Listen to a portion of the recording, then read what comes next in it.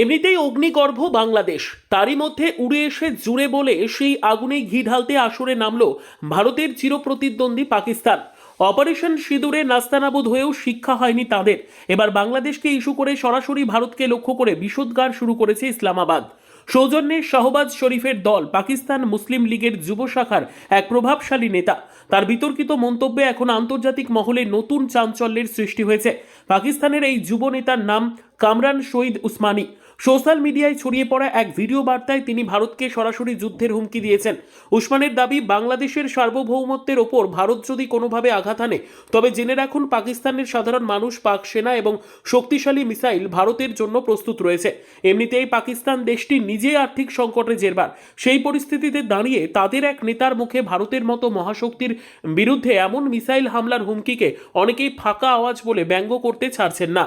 উসমানীর অভিযোগ, ভারত নাকি অখণ্ড ভারত নীতি নিয়ে বাংলাদেশের অভ্যন্তরীণ বিষয়ে নাক গলাচ্ছে। বাংলাদেশে বিভেদ তৈরিতে নাকি ভারতীয় রাজনীতি জড়িয়ে। তার মতে সেটা নাকি আবার পাকিস্তান ধরে ফেলেছে। বিশ্লেষকদের মতে শেখ হাসিনা দেশ ছাড়ার পর থেকেই পাকিস্তান মরিয়া হয়ে উঠেছে বাংলাদেশের মাটিতে নিজেদের হারানো ঘাঁটি ফিরে পেতে। যদিও ৭১-এর গণহত্যার কলঙ্ক আজও সেই পথে বড় বাধা, তবুও উসমানীর মতো নেতারা এখন বাংলাদেশকে পাকিস্তানের সঙ্গে সামরিক জোট করার পরামর্শ দিচ্ছেন। শুধু তাই নয়, উসমানী কেবল মিসাইল হুমকি দিয়েই থামেননি, তিনি ভারতের অভ্যন্তরীণ নিরাপত্তা নিয়েও ছিনিমিনি খেলার ইঙ্গিত দিয়েছেন।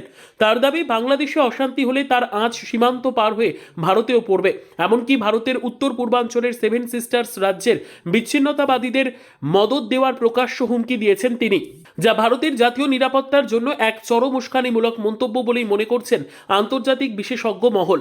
সম্প্রতি দেখা গেছে বাংলাদেশের বর্তমান অন্তর্বর্তী সরকার বারবার অশান্তির দায় ভারতের ওপর চাপাতে চায়, তবে কূটনৈতিক কৌশলে নয়াদিল্লি তা নস্যাৎ করেছে। ভারতের বিদেশমন্ত্রী সম্প্রতি জানিয়েছেন, বাংলাদেশ সরকার অশান্তির কোনো সঠিক প্রমাণ দিতে পারেনি। কূটনৈতিক মহলের মতে পাকিস্তান এখন বাংলাদেশের অস্থিরতাকে কাজে লাগিয়ে ভারতের বিরুদ্ধে একটি প্রক্সি ওয়ার বা ছায়াযুদ্ধ শুরু করার পরিকল্পনা করছে। এখন প্রশ্ন উঠছে, পাকিস্তানের উটকো নেতা উসমানীর এই মন্তব্য কি কেবলই সস্তা পাবলিসিটি, নাকি এর পেছনে পাক সেনার কোনো সুদূর প্রসারী নকশা রয়েছে? দক্ষিণ এশিয়ার ভূ রাজনীতিতে এই নয়া সমীকরণ এখন অনেক দেশেরই মাথা ব্যথার কারণ হয়ে দাঁড়িয়েছে। Bureau report, digital news Bangla.